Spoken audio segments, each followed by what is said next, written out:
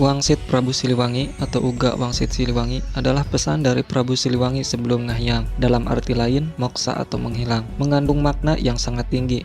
Itu karena di dalamnya menggambarkan situasi kondisi sosial beberapa masa, terutama mengenai karakter pemimpin dalam kurun waktu perjalanan panjang sejarah negeri ini. Peristiwa itu ditandai dengan menghilangnya Pajajaran yang menjadi teka-teki sampai sekarang. Uga Wangsit Siliwangi ini terjadi ketika Prabu Siliwangi menghindari peperangan dengan kerajaan Banten dan Cirebon yang juga dipimpin oleh anaknya sendiri. Prabu Siliwangi berpesan pada warga Pajajaran yang ikut mundur pada waktu beliau sebelum menghilang. Berikut terjemahan bebas Uga Wangsit Siliwangi.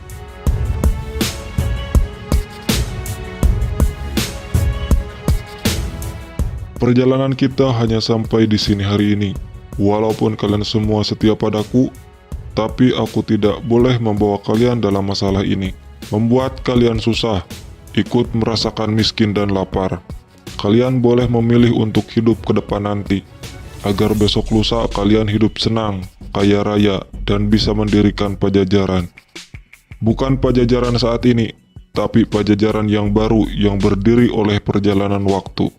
Pilih, aku tidak akan melarang, sebab untukku tidak pantas jadi raja yang rakyatnya lapar dan miskin.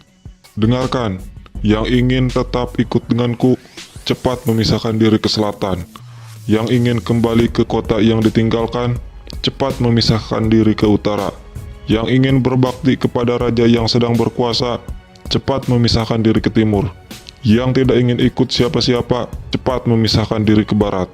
Dengarkan, kalian yang di timur harus tahu, kekuasaan akan turut dengan kalian, dan keturunan kalian nanti yang akan memerintah saudara kalian dan orang lain. Tapi kalian harus ingat, nanti mereka akan memerintah dengan semena-mena. Akan ada pembalasan untuk semua itu. Silahkan pergi, dan jangan menoleh ke belakang. Kalian yang di sebelah barat, carilah oleh kalian Ki Santang. Sebab nanti keturunan kalian yang akan mengingatkan saudara kalian dan orang lain. Ke saudara-saudara, ke saudara yang datang sependirian dan semua yang baik hatinya. Suatu saat nanti, apabila tengah malam, dari Gunung Halimun terdengar suara minta tolong. Nah, itu adalah tandanya. Semua keturunan kalian dipanggil oleh yang mau menikah di Lebak Canewe. Jangan sampai berlebihan, sebab nanti telaga akan banjir. Silahkan pergi. Ingat, jangan menoleh ke belakang. Kalian yang di sebelah utara, dengarkan. Kota takkan pernah kalian datangi. Yang kalian temui hanya padang yang perlu diolah. Keturunan kalian kebanyakan akan menjadi rakyat biasa. Adapun yang menjadi penguasa tetap tidak mempunyai kekuasaan. Suatu hari nanti akan kedatangan tamu. Banyak tamu dari jauh, tapi tamu yang menyusahkan. Waspadalah. Semua keturunan kalian akan aku kunjungi, tapi hanya pada waktu tertentu dan saat diperlukan. Aku akan datang lagi, menolong yang perlu, membantu yang susah, tapi hanya mereka yang bagus perangainya. Apabila aku datang takkan terlihat, apabila aku berbicara takkan terdengar. Memang aku akan datang, tapi hanya untuk mereka yang baik hatinya.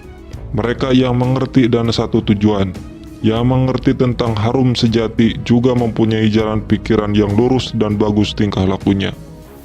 Ketika aku datang, tidak berupa dan bersuara, tapi memberi ciri dengan wewangian. Semenjak hari ini, Pajajaran hilang dari alam nyata. Hilang kotanya, hilang negaranya. Pajajaran tidak akan meninggalkan jejak selain nama untuk mereka yang berusaha menelusuri. Sebab bukti yang ada akan banyak yang menolak. Tapi suatu saat akan ada yang mencoba, supaya yang hilang bisa ditemukan kembali. Bisa saja, hanya menelusurinya harus memakai dasar. Tapi yang menelusurinya banyak yang sok pintar dan sombong, dan bahkan berlebihan kalau berbicara. Suatu saat nanti akan banyak hal yang ditemui, sebagian-sebagian, sebab terlanjur dilarang oleh pemimpin pengganti. Ada yang berani menelusuri terus-menerus, tidak mengindahkan larangan, mencari sambil melawan, melawan sambil tertawa. Dialah anak gembala. Rumahnya di belakang sungai, pintunya setinggi batu, tertutupi pohon handelem dan hanjuang. Apa yang dia gembalakan, bukan kerbau, bukan domba, bukan pula harimau atau banteng, tetapi ranting daun kering dan sisa potongan pohon. Dia terus mencari, mengumpulkan semua yang dia temui, tetapi akan menemui banyak sejarah atau kejadian. Selesai zaman yang satu, datang lagi satu zaman yang jadi sejarah atau kejadian baru. Setiap zaman membuat sejarah, setiap waktu akan berulang itu dan itu lagi.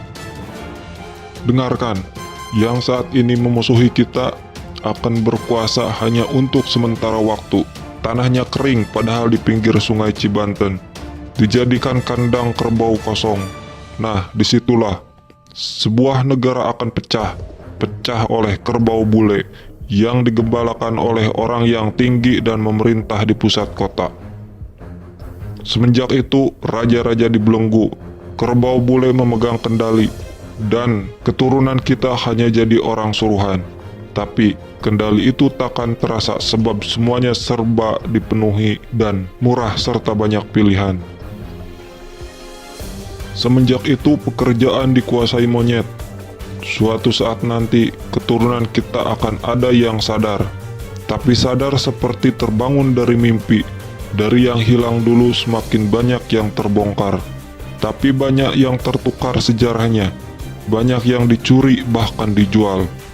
Keturunan kita banyak yang tidak tahu bahwa zaman sudah berganti. Pada saat itu geger di seluruh negara. Pintu dihancurkan oleh mereka para pemimpin, tapi pemimpin yang salah arah. Yang memerintah bersembunyi, pusat kota kosong, kerbau bule kabur. Negara pecahan diserbu monyet. Keturunan kita enak tertawa, tapi tertawa yang terpotong, sebab ternyata pasar habis oleh penyakit, sawah habis oleh penyakit, tempat padi habis oleh penyakit, kebun habis oleh penyakit, perempuan hamil oleh penyakit. Semuanya diserbu oleh penyakit. Keturunan kita takut oleh segala yang berbau penyakit. Semua alat digunakan untuk menyembuhkan penyakit sebab sudah semakin parah. Yang mengerjakannya masih bangsa sendiri. Banyak yang mati kelaparan. Semenjak itu, keturunan kita banyak yang berharap bisa bercocok tanam sambil sok tahu membuka lahan.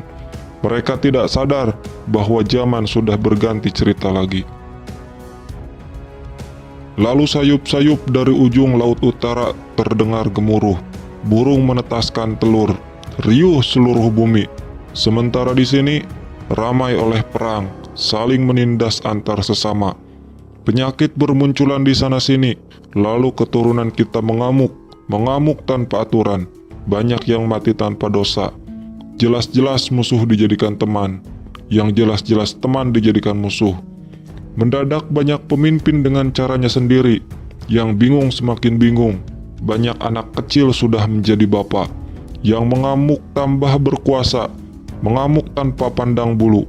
Yang putih dihancurkan, yang hitam diusir. Kepulauan ini semakin kacau sebab banyak yang mengamuk. Tidak beda dengan tawon hanya karena dirusak sarangnya. Seluruh nusa dihancurkan dan dikejar, tetapi ada yang menghentikan. Yang menghentikan adalah orang seberang. Lalu berdiri lagi penguasa yang berasal dari orang biasa. Tetapi memang keturunan penguasa dahulu kala, dan ibunya adalah seorang putri Pulau Dewata. Karena jelas keturunan penguasa baru susah dianiaya. Semenjak itu berganti lagi zaman. Ganti zaman, ganti cerita. Kapan? Tidak lama. Setelah bulan muncul di siang hari, disusul oleh lewatnya komet yang terang benderang di bekas negara kita. Berdiri lagi sebuah negara di dalam negara, dan pemimpinnya bukan keturunan Pajajaran. Lalu akan ada penguasa, tapi penguasa yang mendirikan benteng yang tidak boleh dibuka, yang mendirikan pintu yang tidak boleh ditutup, membuat pancuran di tengah jalan, memelihara elang di pohon beringin. Memang penguasa buta, bukan buta pemaksa, tapi buta tidak melihat segala penyakit dan penderitaan. Penjahat juga pencuri menggerogoti rakyat yang sudah susah. Sekalinya ada yang berani mengingatkan, yang diburu bukanlah penderitaan itu semua, tetapi orang yang mengingatkannya. Semakin baju, semakin banyak penguasa yang buta tuli, memerintah sambil menyembah berhala, lalu anak-anak muda salah pergaulan. Aturan hanya menjadi bahan omongan, karena yang membuatnya bukan orang yang mengerti aturan itu sendiri. Wajar saja bila kolam semuanya mengering, pertanian semuanya puso. Bulir padi banyak yang diselewengkan, sebab yang berjanjinya banyak tukang bohong. Semua berangus janji-janji belaka, terlalu banyak orang pintar, tapi pintar keblinger. Pada saat itu datang pemuda berjanggut. Datangnya memakai baju serba hitam sambil menyanding sarung tua. Membangunkan semua yang salah arah, mengingatkan pada apa yang lupa, tapi tidak dianggap. Karena pintar keblinger, maunya menang sendiri. Mereka tidak sadar, langit sudah memerah, asap mengepul dari perapian. Alih-alih dianggap, pemuda berjanggut ditangkap, dimasukkan ke penjara. Lalu mereka mengacak-ngacak tanah orang lain, beralasan mencari musuh, tapi sebenarnya mereka sengaja membuat permusuhan. Waspadalah, sebab mereka nanti akan melarang untuk menceritakan Pajajaran, sebab takut ketahuan bahwa mereka yang jadi gara-gara selama ini. Penguasa yang buta semakin hari semakin berkuasa melebihi kerbau bule.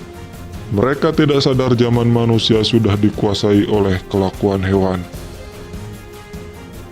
Kekuasaan penguasa buta tidak berlangsung lama, tapi karena sudah kelewatan menyengsarakan rakyat yang sudah berharap ada mukjizat datang untuk mereka, penguasa itu akan menjadi tumbal untuk perbuatannya sendiri. Kapan waktunya? Nanti, saat munculnya anak gembala. Di situ akan banyak huru-hara yang bermula di suatu daerah, semakin lama semakin besar, meluas di seluruh negara. Yang tidak tahu menjadi gila dan ikut-ikutan menyerobot dan bertengkar, dipimpin oleh pemuda gendut. Sebabnya bertengkar, memperebutkan tanah. Yang sudah punya ingin lebih, yang berhak minta bagiannya. Yang sadar pada diam, mereka hanya menonton tapi tetap terbawa-bawa.